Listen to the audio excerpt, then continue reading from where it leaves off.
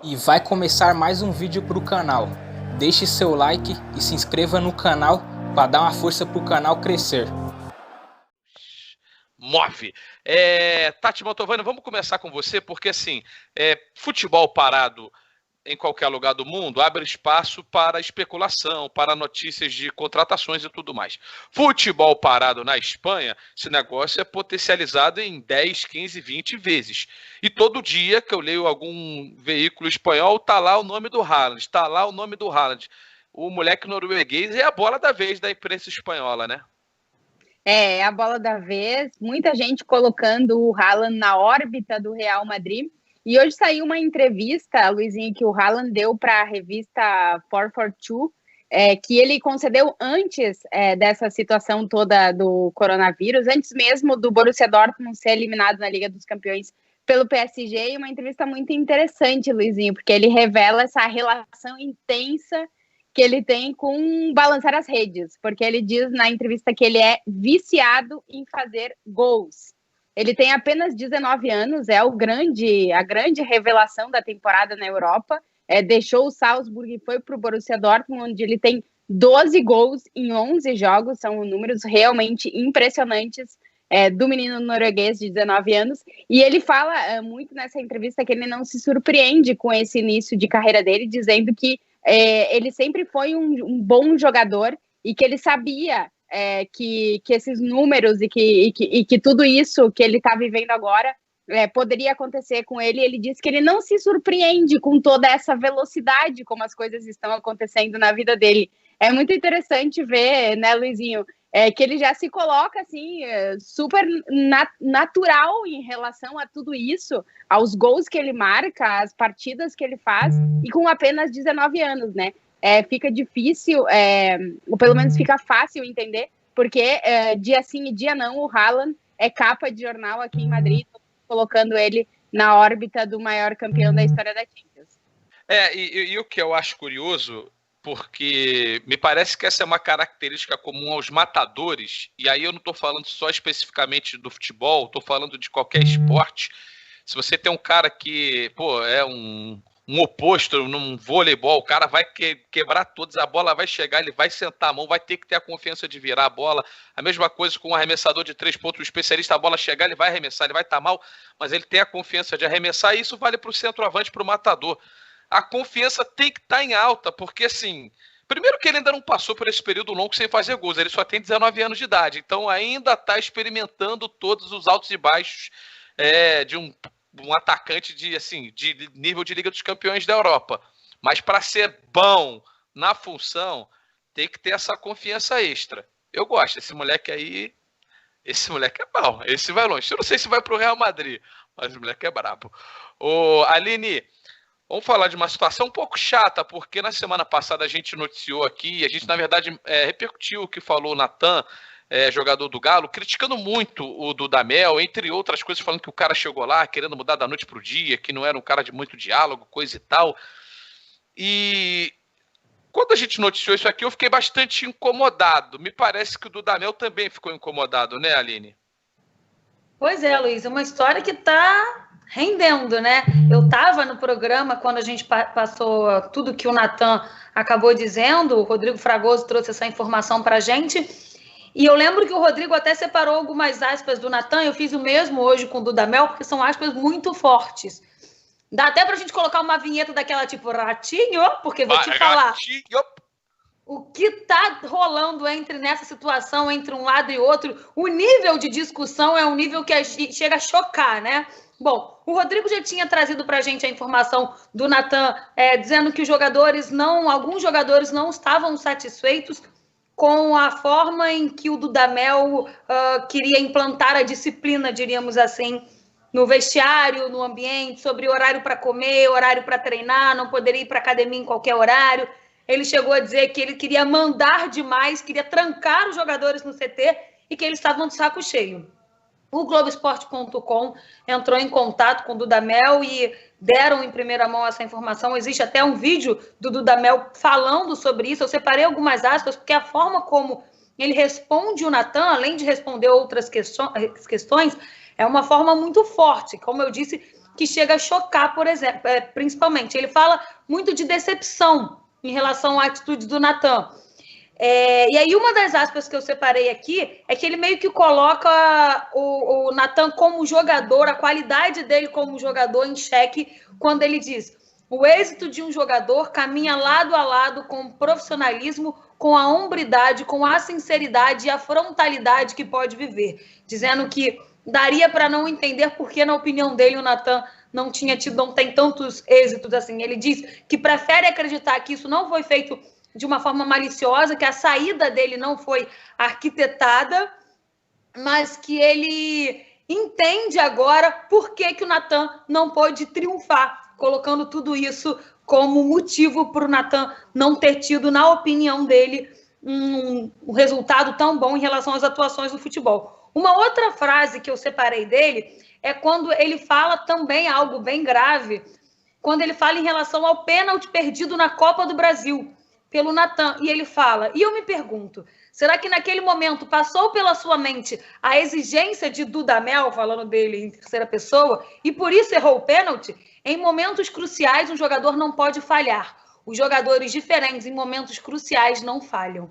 Ou seja, de fato é uma troca aí de farpas intensa, até que deixa a gente um pouco chocado, né? Eu acho que o Natan fez isso do lado dele e o Dudamel respondeu na mesma intensidade, mas a gente viu ainda que ele falou outras coisas além dessa resposta ao que foi falado pelo Natan. E um outro ponto que chamou a atenção é em relação ao presidente do Atlético Mineiro, o Sérgio Sete Câmara.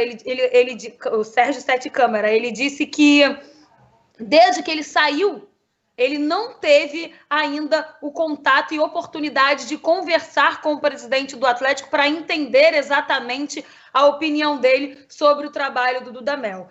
E aí a gente viu que o Atlético Mineiro até agora não se pronunciou sobre isso. O único pronunciamento foi do vice-presidente através do seu Twitter, o Lázaro Cândido, que ele diz que a todo momento ele tentou alertar o Dudamel sobre esse lado disciplinador forte dele, como ele sempre faz, até com outros treinadores. E aí, um outro ponto que chamou a atenção é que ele fala sobre terceirizar a culpa, como se o Dudamel estivesse usando todo esse contexto para terceirizar a culpa do trabalho feito até agora no Atlético Mineiro. Ele ficou 52 dias no comando do clube, né, no comando do time especialmente, e eu acho curioso que um dirigente venha falar sobre perfil do cara com 52 dias, porque eu imagino que o Dudamel, se é que ele é todo esse disciplinador, ele já era assim antes de chegar ao Atlético Mineiro. Então, provavelmente, quando chegou, ele não mudou o comportamento dele do dia para a noite. Em 52 dias, ele passou a ser um cara disciplinador, se é que ele não era antes. Enfim, foi uma coisa, baixo nível, né? Baixo nível. E assim, até para complementar, o Dudamel não pode enquadrar o Luan um jogador diferente, que é aquele que não vai errar a tomada de decisão, assim como ele também não é um técnico até hoje diferente dos demais. Ele é um técnico em início de carreira. Então, enfim, eu achei toda a história muito estranha. E essa discussão não achei legal, não. É feio, né? É feio demais. Mas só complementando o que você falou, você comentou, não é possível que eles não sabiam o perfil do Dudamel. Nessa entrevista, o Dudamel também diz isso, que tudo que foi estipulado por ele, de horários, seu perfil disciplinador, o que ele pensava em fazer, foi compartilhado com a diretoria e tudo levado para um coach, tá na moda agora, né? E tudo levado para um coach que conversava e tinha esse contato maior com os jogadores. Ou seja, ao que ele diz, não era novidade para ninguém. E o Galo tá na alça de mira. Vocês vão ver que a sequência de notícias aqui vai colocar o Atlético Mineiro no centro de algumas discussões. Porque eu posso não concordar com o que aconteceu com o Dudamel, e eu não concordo. Acho que se o cara chegou, não ficou 52 dias, é muito pouco tempo de trabalho. Mas o Atlético melhorou, porque o Atlético não melhorou ainda em campo, mas tem um técnico, na minha visão, bem melhor, talvez um dos melhores, se não o melhor que a gente tem no futebol brasileiro agora, que é o Jorge Sampaoli. E aí, Vitor Lopes, o Sampaoli chega, como chegou ao Santos, com muita moral. Agora ele chega ao Galo com muita moral. Ele saiu do Santos sem moral nenhuma, com o torcedor muita moral, com a crítica muita moral, mas com o presidente do Santos a coisa não ficou legal. E até agora, o presidente do Santos segue criticando o Sampaoli, né? Pois é, Luizinho, Sampaoli e Pérez, né? Dá pra gente colocar que é uma treta antiga. Não vou falar treta, vou falar uma desavença. Treta parece que eles saíram na mão, né? Mas não chegaram às vias de fato, né? Desde a época do Santos, quando o Sampaoli ele era técnico do Peixe, muito se falava nos bastidores que o Sampaoli, a exemplo do Big Brother, né? Não tinha muita afinidade com o presidente do Santos, o José Carlos Pérez. E, de fato, o Sampaoli, por meio das suas entrevistas coletivas, né, ele sempre falava da diretoria e não poupava as palavras. Enfim, quando um técnico ele faz um bom trabalho em um clube, é normal que esse mesmo treinador encontre homens de confiança, jogadores que ele sabe que podem render bem em suas mãos. A gente vê muito isso em Copa do Mundo, né? Aquele homem de confiança, né? Que às vezes não é bem visto por todos, mas pelo técnico ele é bem visto. Hoje, no Atlético Mineiro, o Sampaoli quer contar com alguns jogadores do Santos. E aí, o que ele fez? Segundo o presidente do Santos, que deu uma entrevista para o canal do jornalista Jorge Nicola, vou até abrir aspas para ele aqui, ele falou assim: a única certeza é que ele ligou para o Pituca, para o Sacha, para o Marinho, para perguntar se eles tinham intenção de sair. E o Diego Pituca foi o que ele mais foi incisivo, ou seja, ele meio que passou por cima da diretoria, né, e foi conversar diretamente com os jogadores. O Sampaoli que está aproveitando a quarentena para movimentar o mercado, para se reforçar, mas aparentemente, Luizinho, tudo na conversa, aquela sondagem padrão, né?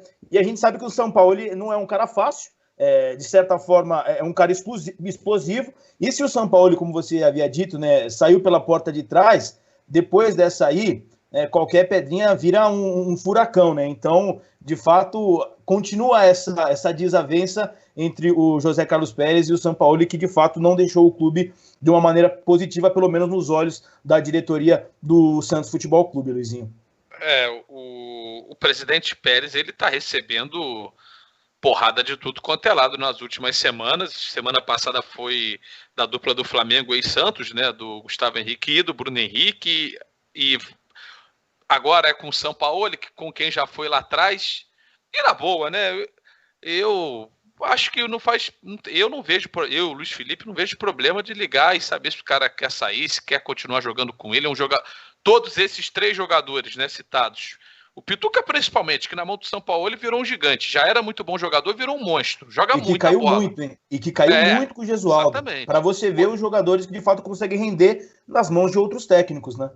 O Sacha, o Sampaoli não queria no passado. Ele falou abertamente. O Sacha foi lá, se recuperou, começou a jogar bola e agora o Sampaoli gosta do cara. O Marinho é a mesma coisa. Então, assim, eu não vejo problema. Agora, o presidente do Santos, como você falou, sempre que ele puder, ele vai aproveitar para dar uma cutucada, para dar uma espizinhada, para dar uma porradinha em cima do Jorge Sampaoli. Que, por sua vez, Aline Nastari, aparentemente começa a construir uma relação bem mais amigável com a diretoria do Atlético Mineiro, né?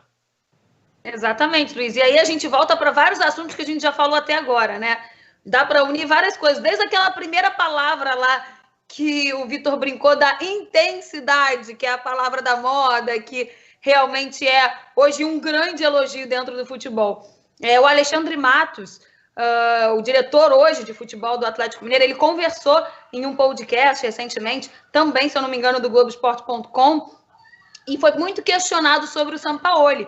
E aí ele passou do Sampaoli essa vontade que a gente sabe que existe nele, mas ele falou muito de intensidade e agitado, que ele fala com o Sampaoli cerca de 2 a 3 vezes por dia durante esse isolamento, porque ele fica pensando mesmo dentro de casa, tentando já planejar a sua temporada.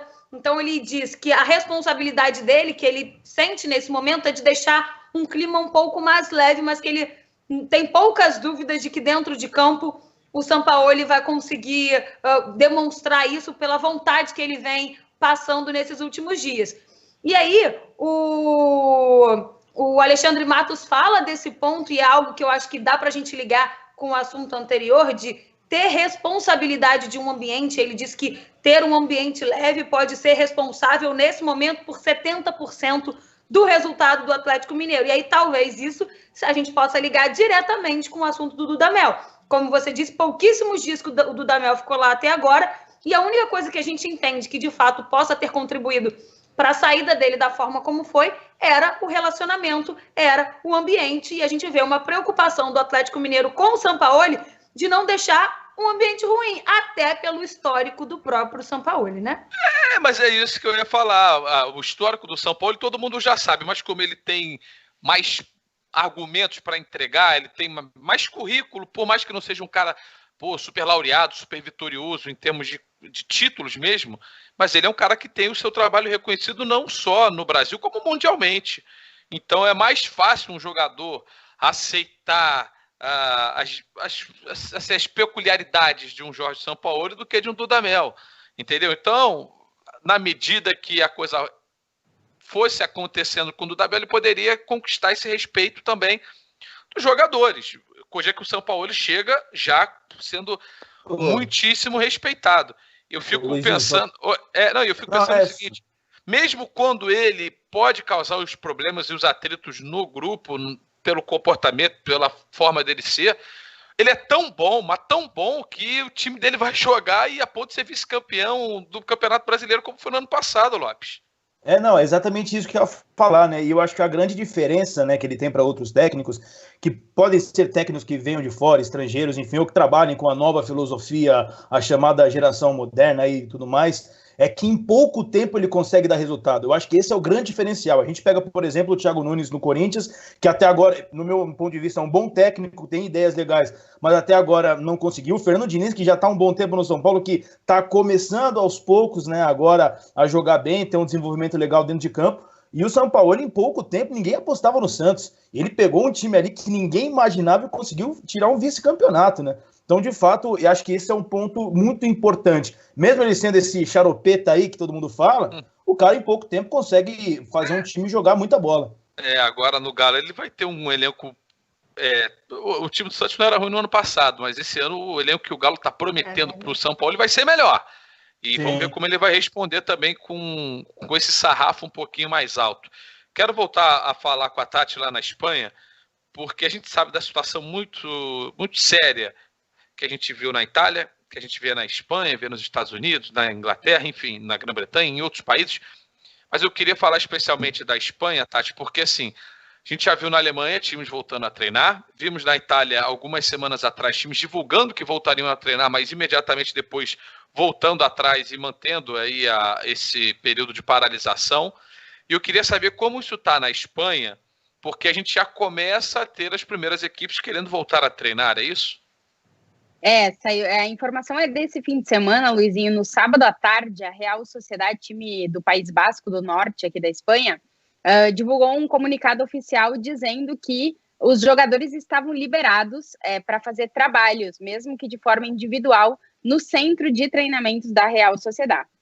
Porque o clube recebeu algumas queixas de alguns jogadores que não têm equipamento suficiente para fazer trabalho, principalmente de cardio, em casa, e que gostariam de poder utilizar o centro de treinamentos do clube para poder fazer esse tipo de trabalho.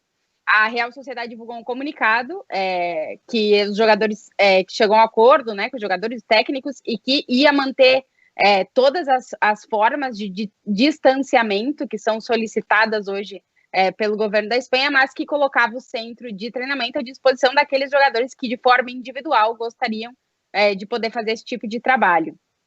O governo da Espanha não gostou nada disso, entrou em contato com a Real Sociedade e o Conselho de Esportes aqui da Espanha soltou uma nota, na verdade foi através do Twitter da responsável do Conselho de Esporte aqui da Espanha, dizendo que ela já tinha entrado em contato com a Real Sociedade e tinha explicado que isso não pode. De acordo com o Real Decreto que instaurou o estado de emergência aqui na Espanha no dia 14 de março, nenhum centro esportivo pode abrir as portas para receber ou não alguém. Então, não pode. Tá lá no estado de emergência que não pode. Então, por esse motivo, a Real Sociedade ontem voltou atrás, soltou um comunicado dizendo que os jogadores vão continuar fazendo os trabalhos de forma individual em suas casas e que, portanto, não volta aos treinamentos. Isso, o que acontece, né, Luizinho? Dificulta para que qualquer clube aqui da Espanha resolva voltar aos treinamentos, porque não pode, é contra as leis neste momento. Então, o estado de emergência aqui na Espanha, em princípio, ele vai até o dia 26 de abril. Então, por esse Real Decreto, os clubes não podem abrir o seu centro de treinamentos, pelo menos até esse dia. A gente não deve ver os clubes do futebol espanhol voltando aos treinamentos. E assim, a gente sabe que cada país vai ter ali a sua lei, né? Então, talvez alguns imaginassem que, olha, mesmo com tudo paralisado, talvez você começasse a ter os movimentos individuais nos clubes, os treinamentos. Da Espanha, isso não vai acontecer, a não ser que eles abram uma exceção dentro dessa regra, que não parece o caso. Por enquanto, com essa lei, é impossível, mesmo que a gente tenha uma consolidação da queda do número de infectados, mortos, novos entrantes em UTIs e tudo mais. Isso só vai poder acontecer em relação aos clubes quando essa lei, quando esse estado de emergência for suspenso ou houver uma modificação na lei, que, repito, pelo que a gente pode acompanhar, não parece ser o caso. Vitor, aqui no Brasil a gente segue fazendo contas com os jogos com o futebol paralisado, quanto cada clube perde, e em especial no Palmeiras, você tem detalhes, é isso? A gente vem falando quase todos os dias, né, que essa paralisação de fato, a parte financeira dos clubes acaba sendo a mais prejudicada, né? No Palmeiras, Luizinho, embora ainda não tenha acontecido redução salarial, né, como a gente já viu que aconteceu no São Paulo, no Santos, muitos jogadores estão deixando de ganhar uma grana significativa, né? Por quê? No elenco do Palmeiras, até como forma de atrair os jogadores para vestirem a camisa do clube, a grande maioria dos contratos dos jogadores que estão há pelo menos 2, 3 anos, nesses contratos, inclui muito o valor por produtividade, ou seja, além do salário e dos direitos de imagem, que geralmente é a parte maior, né, a fatia maior dos valores recebidos, quase todos os jogadores recebem também por cada partida que entram em campo. E aí esses valores, eles variam de 5 mil, né, pago para jogadores que têm menos renome, né, que estão ainda em crescimento, a 20 mil reais para as principais estrelas do grupo do Palmeiras, que no caso são muitas, né? E esses contratos, eles foram iniciados, foram feitos dessa forma na gestão do Paulo Nobre, para equilibrar as contas do clube. Depois esse foi reajustado, como eu disse, né, para atrair os novos jogadores, e esses tipos de contratos, eles foram interrompidos na atual temporada, né? O Palmeiras até que deu sorte nesse sentido, né, por conta da saúde financeira do clube. Por exemplo, 2 nomes que chegaram agora esse ano, o Matiazinha, lateral esquerdo do Uruguai, e o Rony, que estava no Atlético Paranaense, eles não têm esse tipo de contrato. E outra premiação que os jogadores deixam de ganhar é a premiação por vitória. O Palmeiras, ele paga em caso de vitória, e esses valores variam de acordo com a importância do jogo, vamos dizer assim. O Campeonato Estadual, Libertadores, enfim, são valores diferentes, mas valores que podem chegar... Como é que é, Luizinho? Falar o famoso bicho, né? Assim, isso, exatamente. Bicho. É o bicho, que pode chegar até 15 mil reais, né? Então, de fato, é uma boa grana, né? Uma grana significativa. E só para a gente ter uma noção, nesse período de paralisação, o Palmeiras, ele perdeu 6 jogos, né? 4 jogos pelo Campeonato Paulista, se chegasse à semifinal da competição, e 2 jogos pela Libertadores, que aí o bicho é um pouco mais alto na competição da Libertadores. Se a gente olhar com relação a outros clubes, não chega a ser nenhuma coisa absurda, né? Com relação a valores e tudo mais. Mas é um direito do atleta, tendo em vista que está no contrato, né? Então os jogadores, eles deixam de receber, mas no Palmeiras, talvez, dos grandes clubes aí, um dos poucos que ainda não reduziu o salário, e os jogadores seguem nessa situação, perdendo, entre aspas, esses jogos, né, do Campeonato Paulista da Libertadores, mas com um saldo extremamente positivo, se tratando dessa crise financeira mundial, Luizinho, não só no futebol. Isso. Não precisa nem falar, né? Assim, se a gente fala do salário dos jogadores, não tô aqui para questionar salário de ninguém, o clube que aceita, o jogador que aceita, enfim, isso aí não cabe a mim discutir.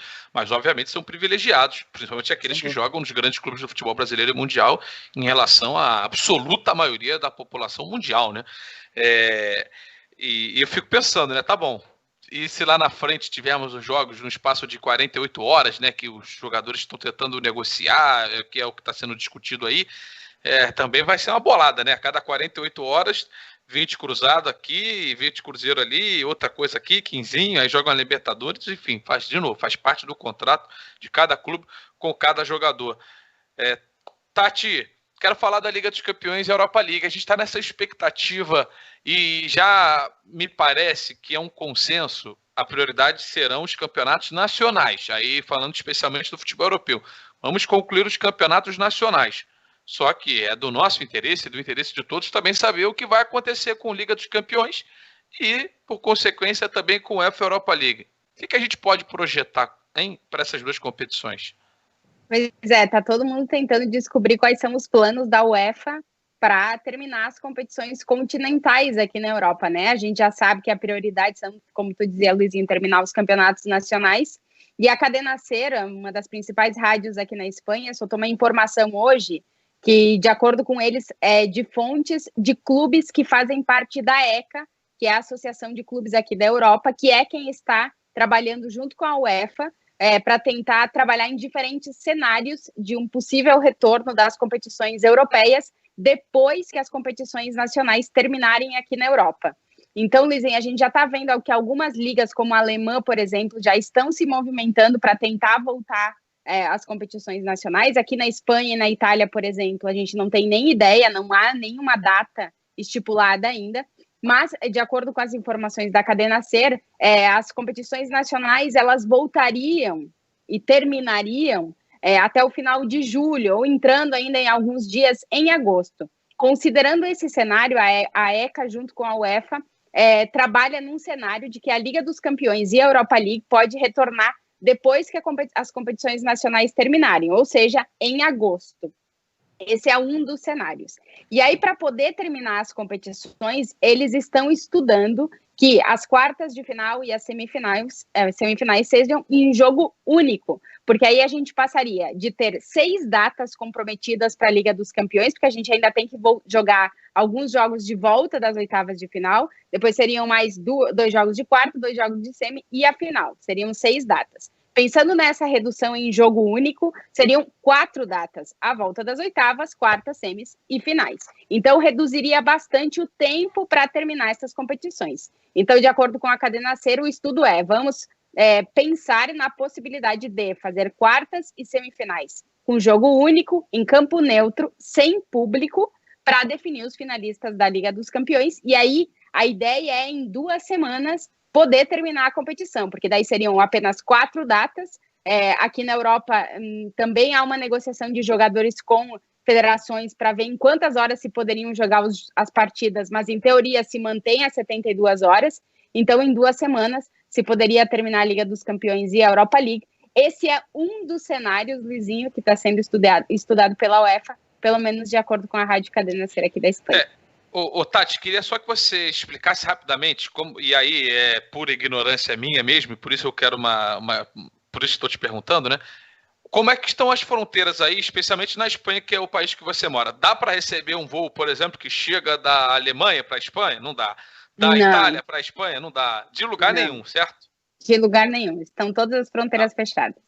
E aí o que acontece? Eu fico imaginando que a partir do momento que existe o relaxamento dessa situação do isolamento social, a gente tenha numa escala maior a continuação do fechamento dessas fronteiras, nem que seja de forma parcial ou só aberta realmente àqueles que vão poder fazer ou que necessitarão fazer essas viagens, porque fico pensando, tá bom, você vai abrir as fronteiras para fazer jogo de ida e volta, você teria realmente um fluxo de, sei lá, quantas pessoas hoje fazem parte de um time de futebol numa viagem, 50 pessoas que seja, é muita gente fazendo um deslocamento, indo para um país, indo para outro país. Talvez, se você conseguir realmente um local, e como queria lá o Dana White do UFC, né, uma ilha no meio do Pacífico para montar as lutas, que parece uma loucura, mas se você tivesse um local assim para receber os times, talvez seja possível. Mas é duro, né, pensar nisso, né, como uma sequência para a Liga dos Campeões. Complicado, mas talvez seja a única solução possível. Eu quero ir de volta, ainda gostaria que a gente tivesse os jogos de volta. Se não houver essa possibilidade, que tenhamos essa Champions diferente com um joguinho só. Imagina, quartas de final, jogo único. Também dá para ter emoção. Deixa eu sonhar. Eu tô sentindo falta da adrenalina do jogo. De sei lá, de uma bola último minuto, aquele furdunço na grande área. O cruzamento ali, não era o cruzamento. É gostoso, né? Cara. Fala aí, Luiz, só para até confirmar tudo isso que você falou, o que a gente vê que vem acontecendo é sempre um país seguindo os passos dos outros, né? A gente aqui olha muito lá para a Europa e da mesma forma eles têm olhado muito para os países asiáticos. Se a gente olhar o que aconteceu na China, exatamente nisso que você falou, na abertura da fronteira, quando eles começaram a receber as pessoas de volta, os números dos casos que estavam controlados voltou a subir. E isso preocupou e eles fecharam novamente as fronteiras. Então, acho que a gente já teve um exemplo para o mundo que nem tão cedo as fronteiras serão abertas, né? Exatamente. É bem lembrado, Aline. E para a gente fechar aqui, então, vamos falar dessa notícia que no final de semana surgiu e movimentou a torcida do São Paulo, porque o Lugano deu uma entrevista para a rádio e aí falou o nome de um cara que é artilheiro e jogador grande. O que foi? Mas perde gol, hein? Perde. E como perde? Mas também não vamos... Se quiser jogar aqui, vem para ser um dos melhores do campeonato, tá? Perder gol, ele perde aos montes, porque ele recebe quantidade de bola também. Pois é, depois do empresário do Cavani dizer que o Flamengo, o Palmeiras, Internacional estariam interessados em contratar o Cavani, todos esses clubes, inclusive, desmentiram, né, qualquer tipo de proposta, não houve nada. O que houve foi aquela sondagem padrão, né, para saber de fato a situação. Mas, enfim, agora chegou a vez do São Paulo a ter o seu nome ligado ao atacante uruguaio. O Cavani ele tem contrato com o PSG até o dia 30 de junho. Obviamente, é um cara que é desejado por muitos clubes. No São Paulo não é diferente. E o que chama a atenção nessa história toda, Luizinho, é que o Lugano, que hoje ele é superintendente de relações institucionais do São Paulo, ele deu uma entrevista a uma rádio argentina e disse o seguinte: antes do Boca Juniors, ele vai jogar do São Paulo, né? O Cavani, que também tem o seu nome ligado ao Boca Juniors, o time argentino também demonstra interesse em contratar o atacante. E o que pesa a favor do São Paulo? O próprio Lugano, eles são amigos, jogaram juntos na seleção uruguaia, disputaram inclusive as Copas de 2010, se não me engano de 2014 também. E tem outro fator também, que é o fator Daniel Alves, que foi parceiro do Cavani no PSG e foi, inclusive, se a gente for analisar, a Tati até pode falar disso, né, foi um dos grandes responsáveis pela chegada do Juan Fran, à equipe do São Paulo, né? E o que o técnico do São Paulo, o cara que vai comandar, o que ele acha disso, né? O Fernando Diniz, ontem, no Mesa Redonda da TV Gazeta, ele foi perguntado sobre essa possível contratação. E eu falei dos fatores a favor, mas o grande fator talvez seja contra, né?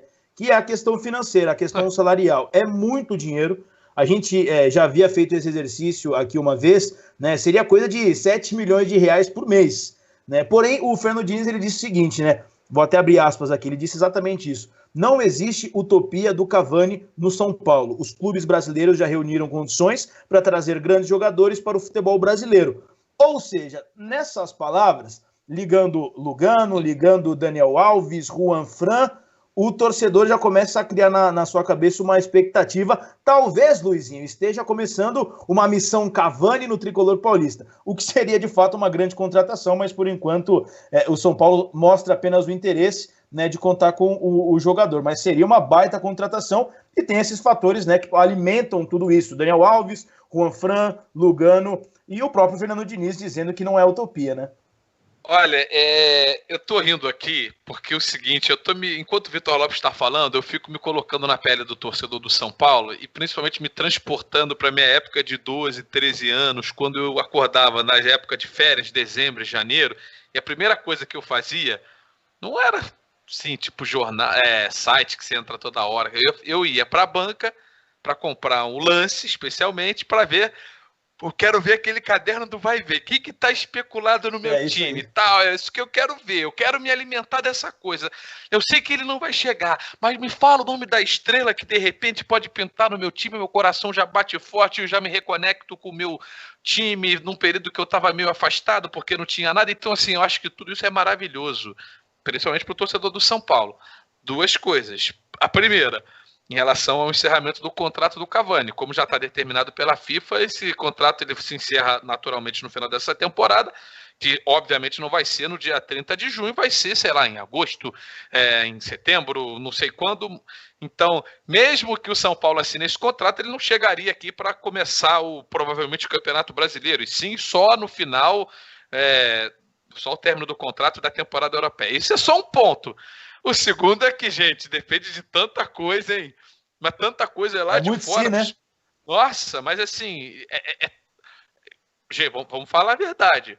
Vai depender de quase todos os grandes times da Europa. Porque se um chegar e fizer uma proposta, é bem provável que ele aceite, porque é mais sedutor jogar em algum grande clube da Europa hoje do que qualquer grande clube do futebol brasileiro. Mas eu acho lindo. Eu acho que assim, esse sonho é maravilhoso. eu tô com você, ele perde gol, mas se ele chegasse para jogar aqui no futebol brasileiro ia ser, gigantesco. Enfim, alguém quer acrescentar alguma coisa? A Tati teve o nome citado em relação ao Juanfran? Não, eu acho que a questão do Cavani ela é bem complicada, viu? Porque o Atlético de Madrid tentou contratar ele agora nessa janela e teve um grande problema na questão de discussão de salário e luvas, porque o Cavani queria cobrar uma parte por não poder cobrar a luva que ele vai poder cobrar agora quando ele é agente livre. Então, muita atenção nessa hora, não vai ser barato trazer o Cavani em nenhuma condição vai ser barato. Vai ter muita gente na briga. Clubes europeus que estão de olho nele, saber que, né, termina contrato, então não vai ser fácil. Mas sonhar não custa nada, né, Luiz? Vamos nos imaginar com 12, 13 anos, todos nós passamos por isso, a gente indo lá à banca de jornal, e lá na banca do lado da minha casa, eu nunca tinha visto isso, o cara não gostava de pegar jornal, o dono da banca não gostava de pegar jornal. Eu falei, irmão, você abriu uma banca por causa de quê? Então, se você não gosta de pegar em jornal. Mas sabe o que ele fazia, Vitor Lopes? Ele lembra daquela luva de pesca que tinha aqueles negocinhos assim, sabe? Tipo, ele pegava o jornal com aquilo. E isto é verdade. Acredita nesse negócio? Eu falei, irmão, tu vende jornal e tu não quer pegar no jornal, meu chapa? Porra. Aí não. Não dá, né, Tati? Pô, louco. Bom, vamos fazer o seguinte, vamos àquele momento... Eu até falei, é o momento da nossa soberba, que a gente vem aqui e dá uma recomendação cultural. Assim, olha só, o pessoal do esporte, recomendação cultural. Então tá bom. Eu vou começar com a Aline Nastari. Vamos lá, Aline. Olha, Luiz, primeiro eu tô quietinha assim hoje, porque eu vou te falar, eu tô aqui na sala da minha casa, entrou um bicho aqui, eu não paro de olhar para ele, porque eu tô tensa para que ele não saia do lugar que ele tá. Então eu tô fixada nele, olhando, rezando para que o programa acabe sem ele sair dali. Mas ok, vamos lá para a dica cultural. Você falou da nossa soberba e eu fico tensa também com isso, porque eu acho que é pior a dica cultural, a responsabilidade da dica cultural do que da gente passar as informações aqui. A minha dica hoje vai ser um documentário que eu já vi, eu já vi 2 vezes, viu essa semana de novo, por isso que eu lembrei que eu vou falar. Não é uma história que quando eu vi, me surpreendeu tanto, porque já é uma história que eu conheço toda, porque eu acompanhei trabalhando até, infelizmente. Só que é um momento legal de ver, eu acho, que é o documentário, tá até na Netflix também, que é o Pra Sempre Chape, da Chapecoense.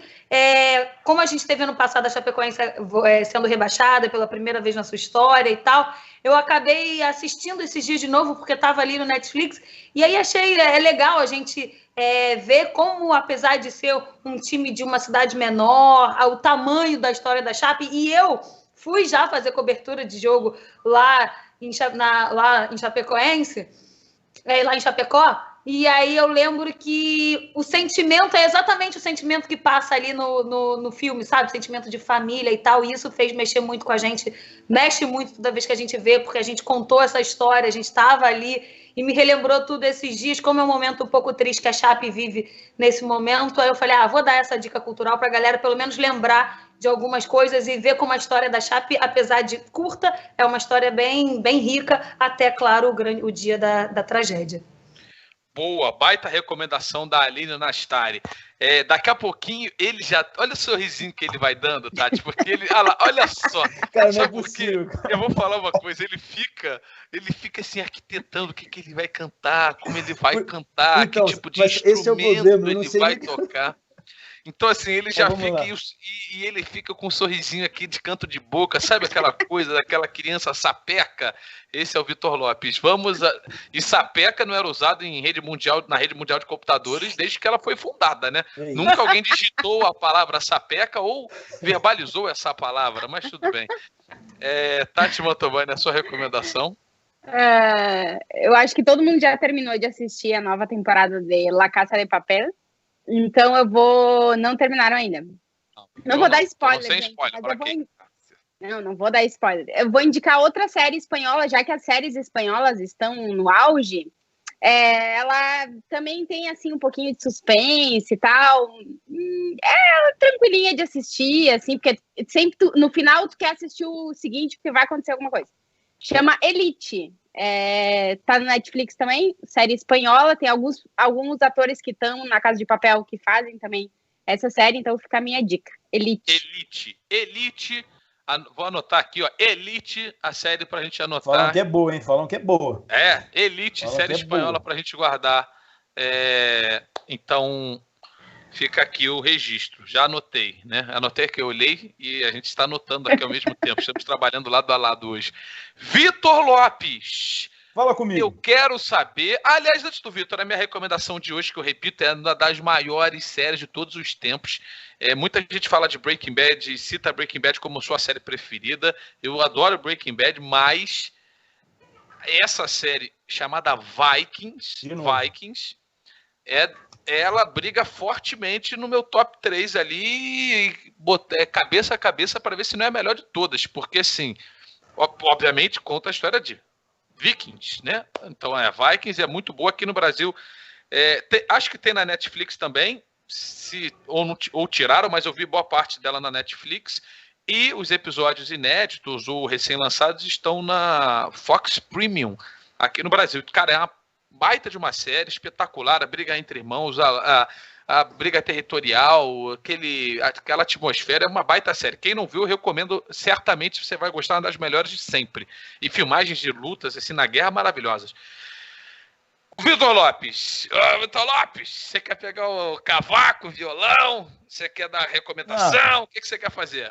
A recomendação, ela é uma recomendação de game. Boa. Fui bem, né? Foi bem. Ninguém tinha falado ainda. Call of Duty Modern Warzone. Call of Duty Warzone é um jogo de tiro em primeira pessoa. Tá de graça na PlayStation. Tá de graça? Tá de graça aí, ó. Vacilão, né? Vacilão. Mas é isso mesmo. É esse que eu paguei uma nota, então, sei lá, uns 5, 6 meses atrás? Só pra deixar claro, o Warzone é só o Battle Royale, né? Que é aquele estilo de sobrevivência. Tá. O Modern Warfare aí é outra parada. Aí é o jogo completo. Foi esse que eu paguei uma baba. Esse aí eu paguei uma baba, esse não tá de graça não, né? Não, esse não. Não, já ia ligar pra escolher os caras. Paguei uma nota, esse aí eu também paguei uma nota. Mas aí tem essa versão do Battle Royale, que é igual o Fortnite, a galera gosta pra caramba de sobreviver. Esse que você joga com a tua galera e tu não me chama pra jogar, só pra saber se é esse mesmo. Que você jogou no final de semana, botou histórias e o escambau, que você joga com a galera, eu tô aqui à disposição jogando, você não me chama, é tipo esse? Foi esse aí mesmo. Bacana. Não, só pra saber, legal, show. Agora, não, porque você nem tinha baixado, você acabou de se entregar aí. Isso. Então, vamos lá, Luizinho, pra a música, né? Coisa linda. Isso. Hoje é dia do beijo, né? Olha, e quem namora, beijo, hein? E quem namora gosta de beijar na boca, não é? E quem não namora também, eu suponho. Não, beija mais quem namora, também, né? Acaba beijando mais. Mas eu vou cantar Me Namora do Armandinho, acho que é, né? Não sei, é uma pegada assim. Tá, eu quero ver no seu flow, porque eu gosto do Vitor Lopes, que ele já dá adaptada pro estilo dele, pro timbre, pro tom. Solta a tua voz, querido.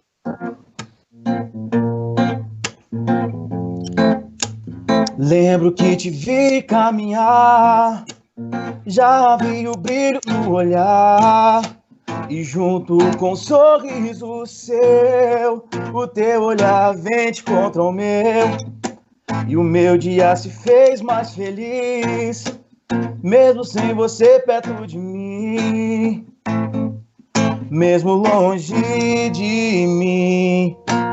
Me namora, pois quando saio sei que você chora e fica em casa só contando as horas. Reclama só do tempo que demora. Abre os braços, vem e me namora. Eu quero dar razão ao sentimento, mostrar que é lindo que eu sinto por dentro. Beleza é essa que eu te canto agora. Abre os braços, vem e me namora. Obrigado. Espetáculo, hein, cara? Olha, e você vê que eu sou o coach dele, né? Eu falo assim, sobe. Entendeu? É mais ou menos assim que funciona, gente. Esse foi Vitor Lopes, direto de São Paulo. Essa foi Tati Mantovani, direto de Madrid. E Aline Nastara, direto do Rio de Janeiro. O nosso girão de placa vai voltar amanhã. E é isso, galera. Esse aqui foi mais um vídeo. Deixe seu like e se inscreva no canal.